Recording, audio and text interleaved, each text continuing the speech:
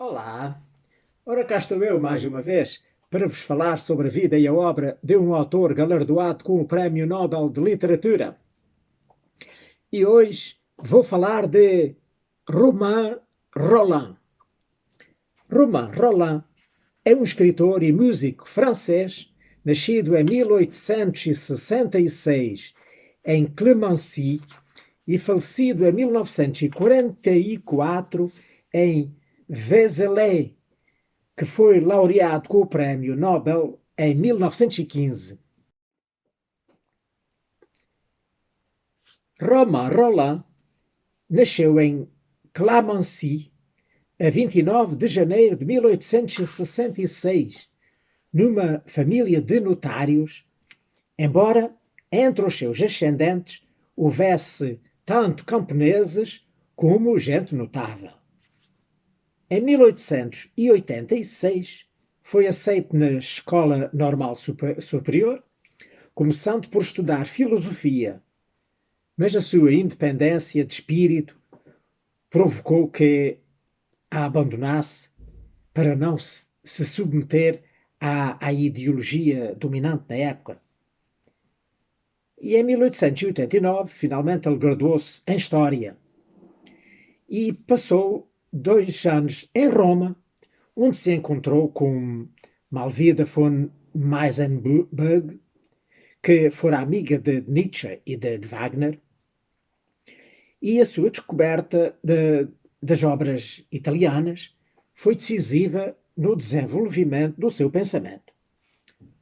Quando depois regressou à França em 1895, ele então doutorou-se com uma tese sobre as origens do teatro lírico moderno. E fez também uma outra dissertação sobre o tema, uma história da ópera na Europa antes de Lully e Scarlatti. Romain Rolland foi depois professor de História no Liceu Henri IV e depois mais tarde no Liceu Louis Le Grand e ainda na Escola Francesa de Roma. Depois, mais tarde ainda, ele foi professor de História da Música na Sorbonne e professor de História na Escola Normal Superior em português, onde ele tinha estudado. Exigente, tímido e jovem, não gostava de ensinar. Para além da sua atividade docente, ele foi também um reconhecido crítico de música. O Romain Rolland estreou-se na escrita no ano de 1897 com a peça Saint-Louis, que, juntamente com Aert, de 1898, e Le Triomphe de la Raison, de 1899, foram reunidos depois numa trilogia a que se deu o nome de Les Tragédies de la Foi e que foi publicado em 1909. Em 1910, deixou o ensino, de que ele de facto não gostava muito, para se dedicar inteiramente à escrita. Depois foi para a Suíça, ali junto ao Lago Lemano, para ter mais disponibilidade e até mais saúde, porque ele sofria um bocado, e então para se ter mais facilidade de escrever. Mas a sua estadia lá sofreu muitas intermitências, interrompeu-se muitas vezes, não só por problemas de saúde, mas também pelas viagens, muitas viagens que ele fez pelo mundo, não só devido aos seus livros, mas também pelas exibições de artistas franceses de que ele foi sempre um grande apoiante e patrocinava, portanto, essas exposições. Na sua obra, o Romain Rolland concilia o idealismo patriótico com um internacionalismo humanista. A sua existência esteve marcada pela paixão pela música e o heroísmo, e durante toda a sua vida procurou meios de comunhão entre as pessoas. Foi fortemente influenciado pela filosofia hinduísta do Vedanta, tema a que ele dedicou vários dos seus livros. A sua imperiosa necessidade de justiça levou-o a procurar a paz, não só durante, mas mesmo depois da Primeira Guerra Mundial. No fim deste terrível conflito, desta Primeira Grande Guerra, e de ser assinado o Tratado de Paz de Versailles, o Roland redigiu um interessante manifesto pacifista na tentativa de evitar que viessem a acontecer outras guerras semelhantes, com o título de Declaração da Independência do Espírito. Ele solicita aos seus amigos que se juntem a essa declaração, subscrevendo-a também. E então o manifesto foi assinado por uma grande quantidade de intelectuais de várias partes do mundo, como por exemplo o Hermann Hesse, o Bertrand Russell, o Stefan Zweig, o Rabindranath Tagore, o Bento de Jesus Caraça, o Máximo Gorki, a Selma Lagerlof, o Albert Einstein, e também assinaram essa declaração muitos outros, nomeadamente 100 escritores e professores de Espanha, 28 professores da Universidade Italiana de Turino, 56 professores e estudantes do Piemonte e mais 617 pessoas da Europa Central, estas a título individual. O texto da declaração realmente era um texto formoso e começava assim: trabalhadores do espírito, companheiros dispersos através do mundo, separados desde há 5 anos pelos exércitos, a censura e o ódio das nações em guerra, dirigimos-vos nesta hora em que as barragens caem e as fronteiras voltam a abrir-se, um apelo para refazer a nossa união fraternal, uma nova união mais sólida e mais firme que a que existia antes. E depois continuava, um texto muito comprido. O Romain Rolland foi um grande admirador do Leon Tolstói, que também é uma grande figura da não violência, como ele, sobre o qual ele, inclusive, escreveu uma biografia, que chamou La Vie de Tolstói, portanto seria em português A Vida de Tolstói, e que foi editada em 1911.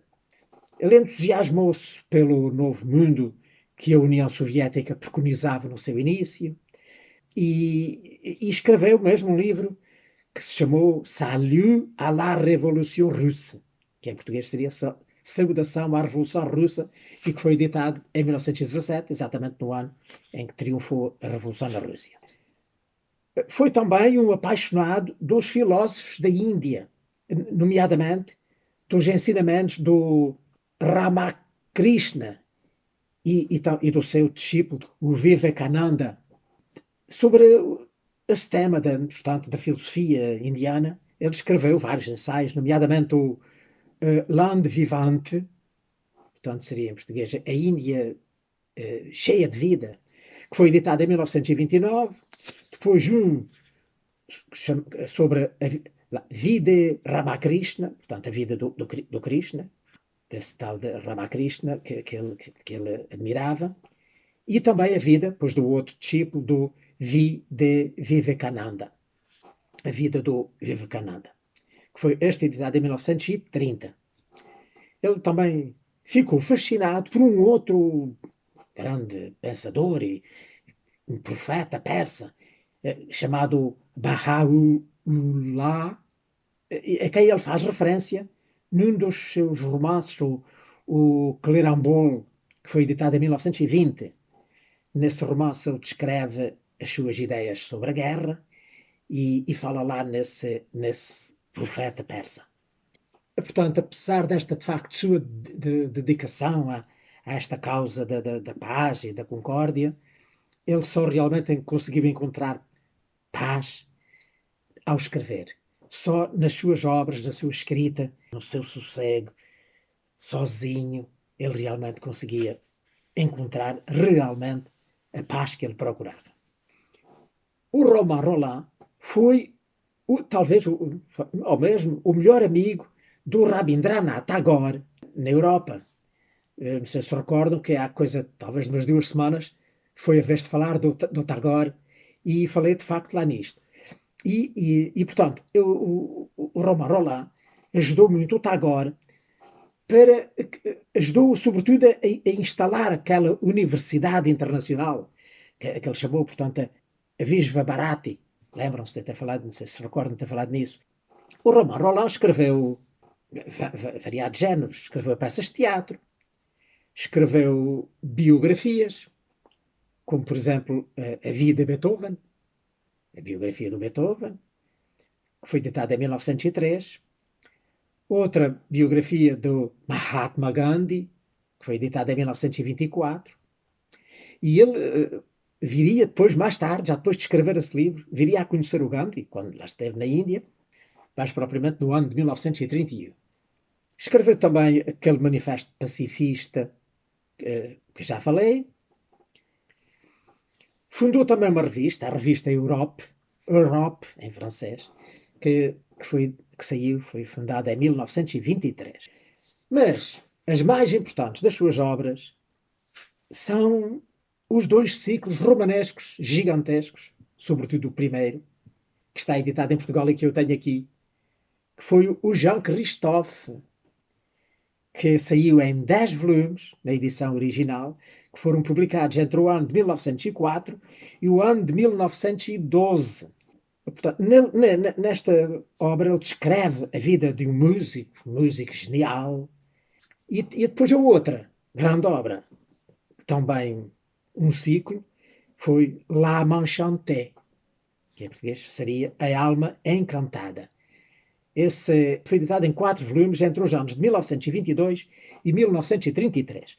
Esta L'Âme Enchantée, eu penso que não está traduzida em Portugal.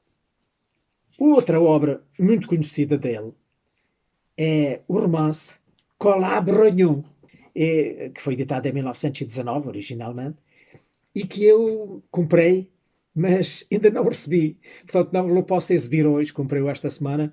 Este Colas Brognon era uma história passada na Borgonha, do século XVI, que é de onde era originária a família do Romain Rolland.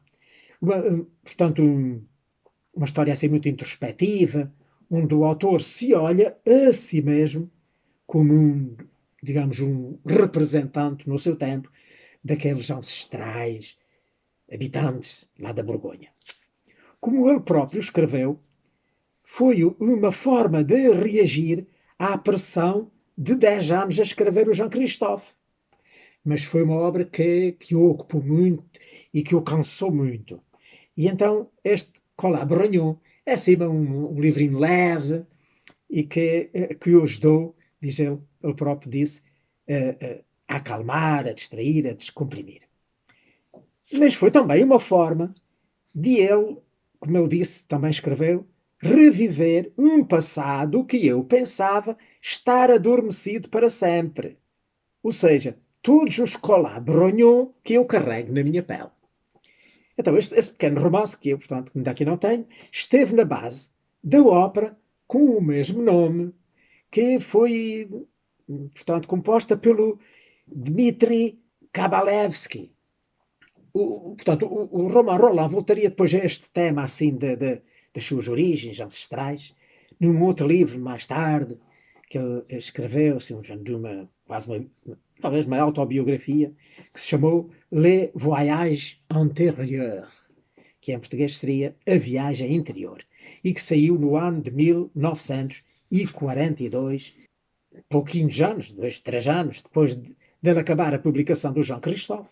O Romain Rolland recebeu o Prémio Nobel de Literatura de 1915, que lhe foi atribuído como um tributo ao elevado idealismo da sua produção literária e a simpatia e o amor pela verdade com que descreveu diversos tipos de seres humanos.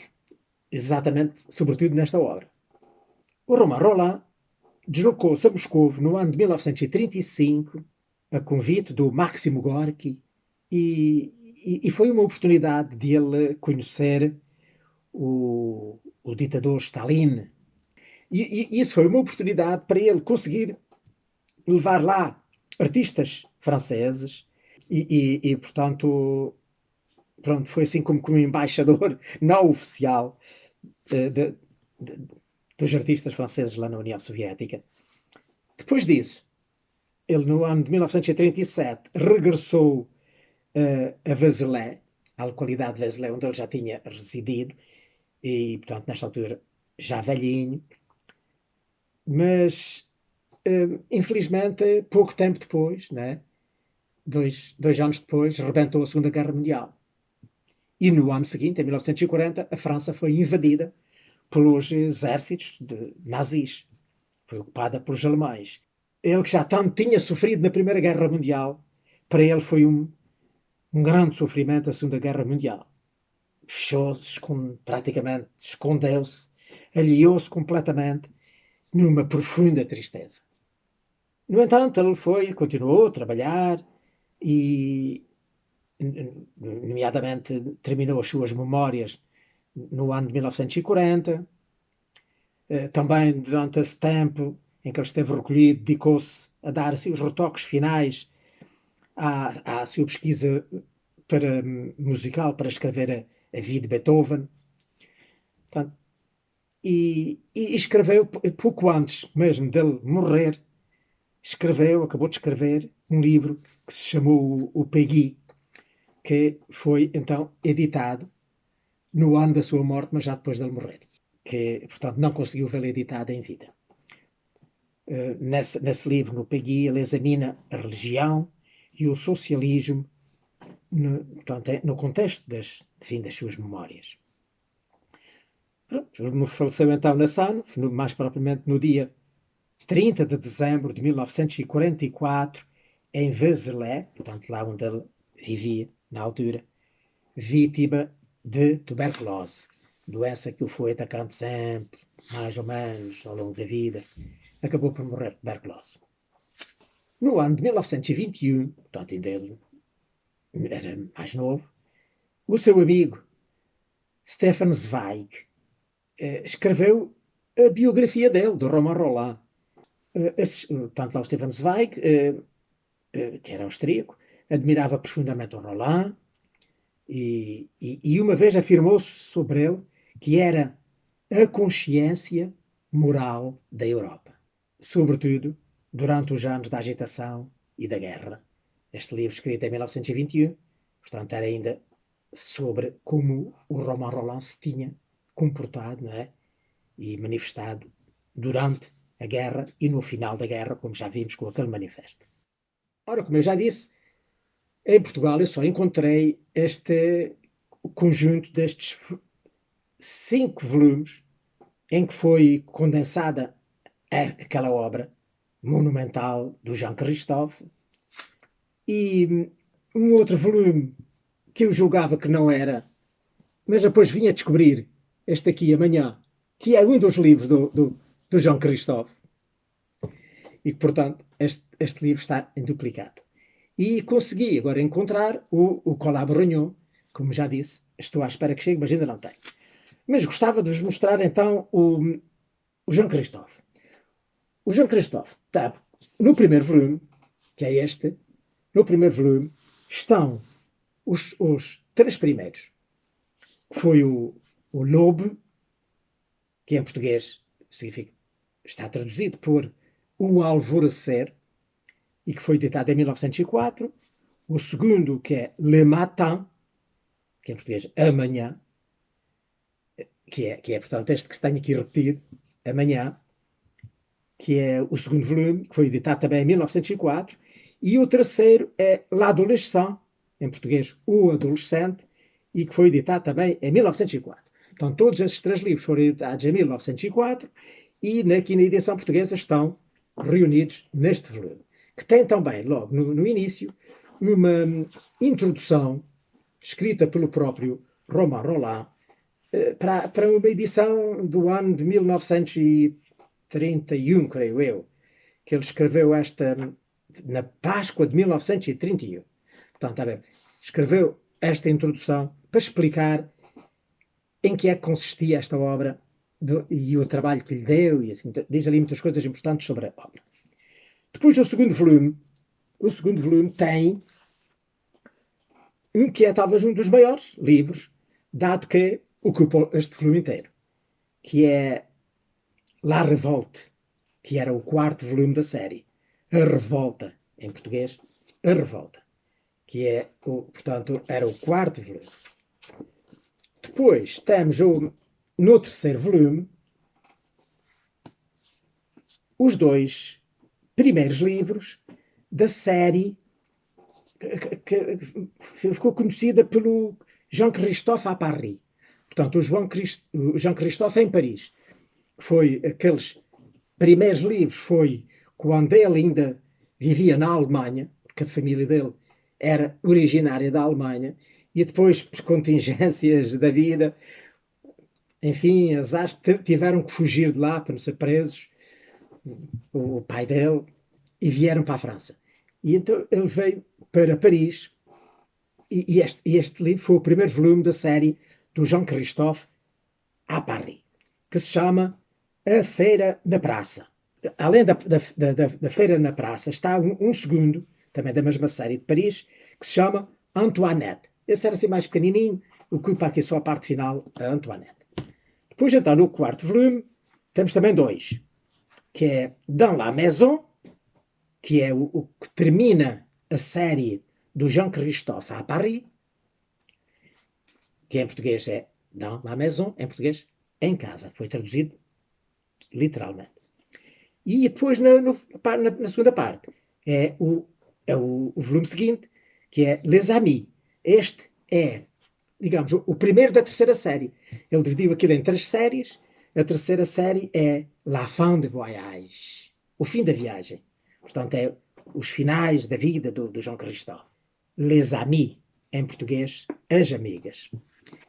E depois temos aqui o quinto e último volume, né, que reúne, então, a parte final do tal fim da viagem. O nono e o 10º volumes das edições originais. O nono é Les Buissons Ardents, que em português é A Sarça Ardente, e o último, o 10º, La Nouvelle Journée, que é o novo dia, em que termina depois com a morte e o funeral do Jean-Christophe. E é engraçado que depois aqui, tem aqui no fim, aqui parecem 2 versos em latim, né, 2 linhas em latim, que diz Christophori faciem die quamcunque tu eris, illa nem pedia non morte mala morieris. Que isto traduzido significa quem em qualquer dia olhar para a face do Christophe, nesse dia não morrerá de má morte. Pronto, quer dizer que salva-se da vida se olhar, se visitar a campa do João Christophe nesse dia. Pronto, não sei claro, isto é imaginação, porque o João Christophe não existiu, é pura imaginação do Romain Rolland, mas e vejam lá que ele chegou ao ponto de imaginar o seu epitáfio da sua campa. Uma obra mais completa. Ora bem, eu durante esta semana andei a tentar ler o primeiro volume, ao menos, né? É impossível numa semana, né, ler tudo, mas não consegui. Não consegui, também tive uma série de ocupações e só consegui ler metade. Li, portanto, o primeiro volume, o primeiro livro, que é o Alvorecer, e li, digamos, os dois primeiros capítulos, as 2 primeiras partes do segundo, que é da manhã. Faltava-me agora ler a terceira e última parte, para depois a seguir entrar no terceiro, que era o adolescente, que não consegui acabar amanhã. Mas li o Alvorecer todo e li a maior parte da manhã. Ora, ele no primeiro, no Alvorecer, começa por narrar o nascimento do João Christophe.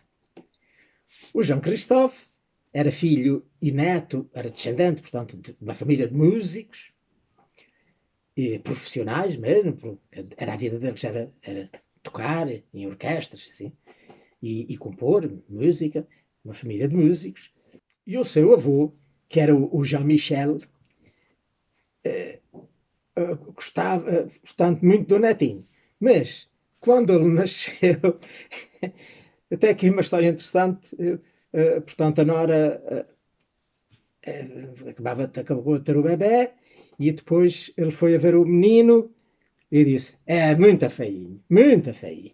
Mas depois acrescentou: mas os bebés, quando nascem, não é nenhum que seja bonito, são todos feios, todos feios. Portanto, já ver, o homem era assim muito desbocado, muito aberto, o que tinha a dizer, dizia, mas ele adorava o neto e adorou o neto e foi, enquanto viveu, foi o seu suporte, porque o pai era, infelizmente, um, um grande alcoolizado.